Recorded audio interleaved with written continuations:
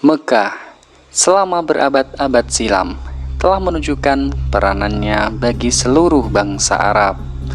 Setiap tahun, peziarah dari berbagai penjuru tumpah ruah memenuhi tiap ujung kota, mengunjungi bangunan hitam tua karya Nabi Ibrahim yang mereka kenal dengan nama Ka'bah, simbol dari ajaran tauhid atau keesaan Tuhan. Semenjak pondasi Ka'bah mencengkram kokoh bumi Mekah, mulai saat itulah ajaran tauhid menelusup jauh ke dalam relung hati penghuni kota itu.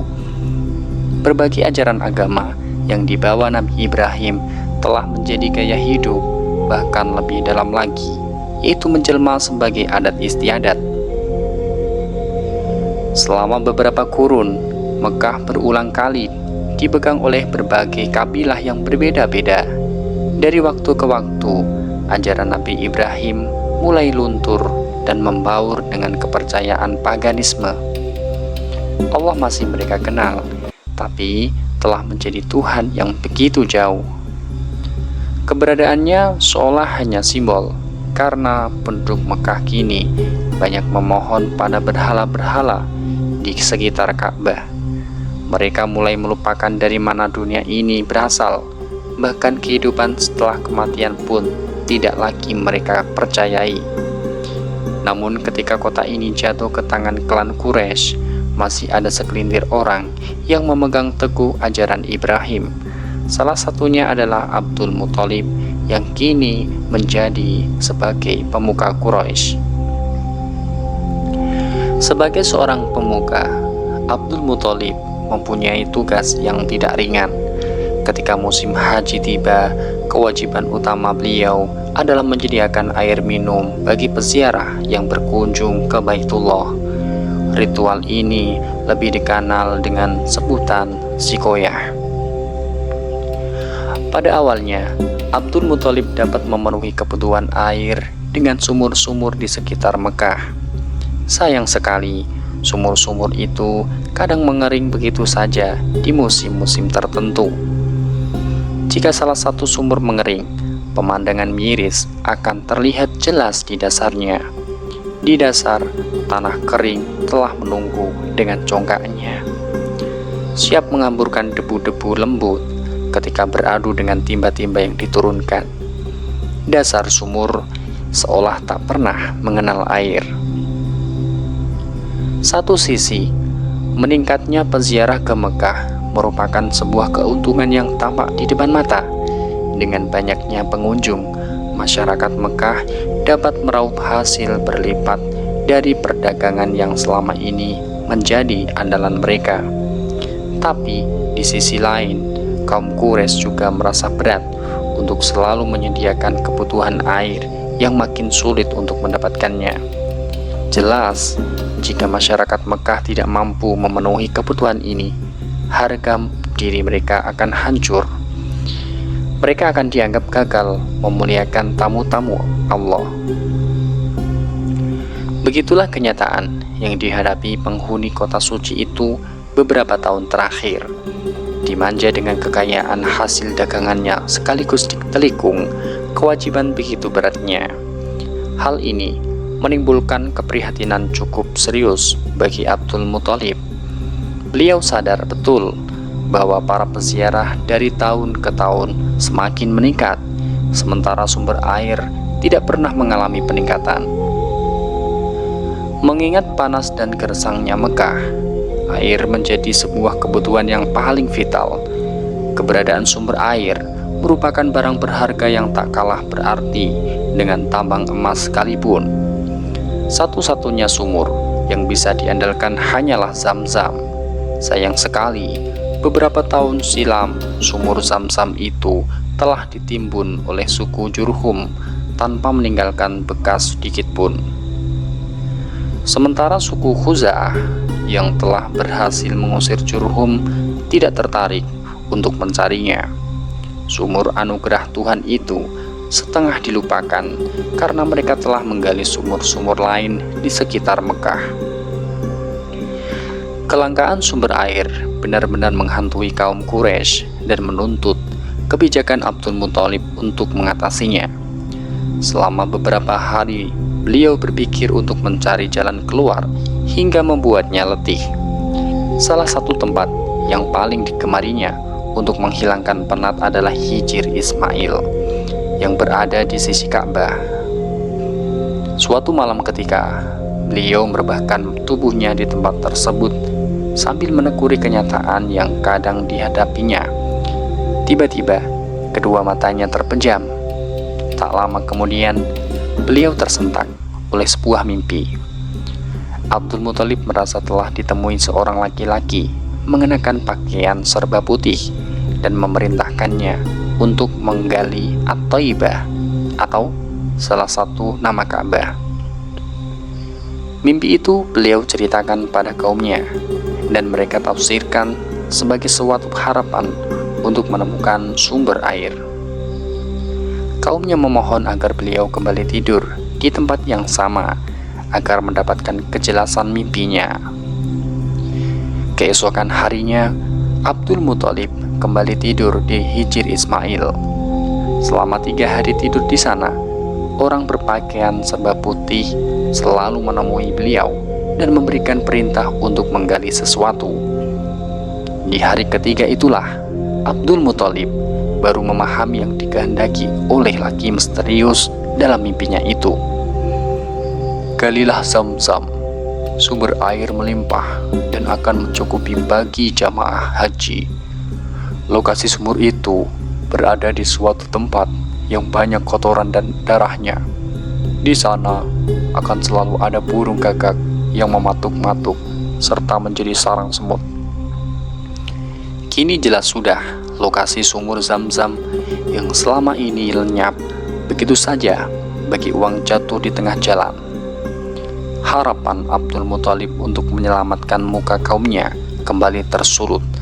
Dengan penuh perhatian, beliau menyusuri sekitar Masjidil Haram serta merta pandangannya tertarik pada tempat berdirinya berhala Isof dan Nailah. Di antara dua berhala itu, sesembahan orang jahiliyah itu, ada seekor gagak sedang mematuk kotoran onta yang tercampur darah kering. Kedua matanya juga melihat begitu banyak semut keluar masuk dari sebuah sarang. Abdul Muthalib sangat yakin di antara berhala itulah terdapat sumur Zam-Zam. Tanpa banyak bicara, dengan dibantu oleh Al-Haris, satu-satunya putra yang beliau miliki ketika itu, Abdul Muthalib memulai panggilan. Abdul Muthalib mulai penggalian. Pekerjaan ini bukan tanpa resiko. Tempat tersebut adalah lokasi penyembelihan hewan kurban bagi kedua berhala yang berdiri seperti orang yang berpenyakit. Jelas, jika tempat tersebut diusik, maka kaum Quraisy pasti protes keras.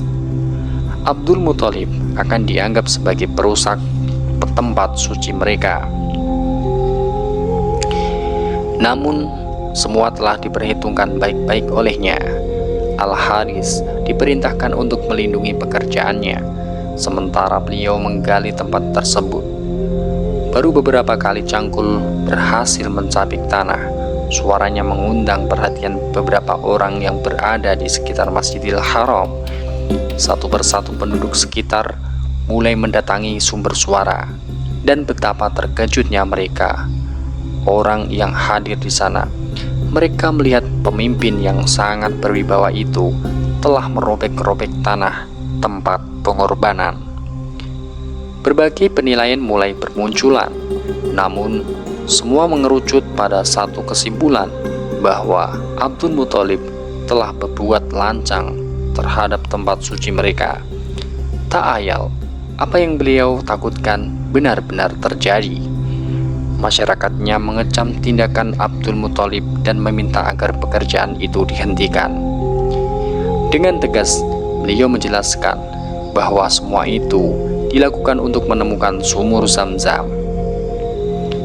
Bukan karena ketidakhormatannya terhadap tempat suci mereka, alasan itu tetap tidak bisa mereka terima. Percekcokan semakin memanas. Abdul Muthalib bersikeras untuk meneruskan sementara masyarakatnya tidak ada satupun yang berpihak padanya. Hari itu, beliau benar-benar merasa miskin dengan hanya mempunyai satu putra. Berkelebatlah berbagi bayangan seandainya mempunyai lebih dari satu anak. Tentu anak-anaknya akan selalu siap berdiri di belakangnya untuk mendukung sang ayah. Akhirnya, untuk meredam suasana, beliau mengucapkan sebuah nazar, janji khusus untuk mengorbankan salah satu putranya jika mempunyai anak laki-laki lebih dari 10. Dengan nazar ini, sebenarnya beliau ingin menegaskan pada kaumnya bahwa apa yang dilakukannya demi keperluan mereka juga. Selain itu, nazarnya adalah bukti keseriusan beliau kalau penggalian di tempat itu bukan untuk melecehkan tempat suci tersebut.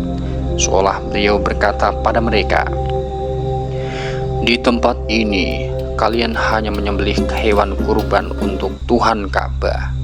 Sekarang lihatlah, aku akan mengorbankan lebih dari semua itu di sini. Aku akan mengorbankan darah dagingku sendiri." Semua orang tercengang. Kesadaran mereka tersentak dengan nazar tersebut. Abdul Muthalib seakan-akan membangkitkan kembali cerita leluhur mereka, Nabi Ibrahim alaihissalam. Nazar beliau tak ubahnya janji yang pernah diucapkan Nabi Ibrahim atas Ismail. Melihat begitu teguhnya keinginan Abdul Muthalib, perlahan-lahan mereka mundur, membiarkan anak beranak itu meneruskan penggalian. Sampai sejauh itu, tidak ada yang berani bertindak lebih jauh. Tanpa diberi aba-aba, mereka diam, membiarkan Abdul Muthalib dan Al-Harits meneruskan penggalian. Kini, mereka berdua bisa menggali dengan sepenuh hati.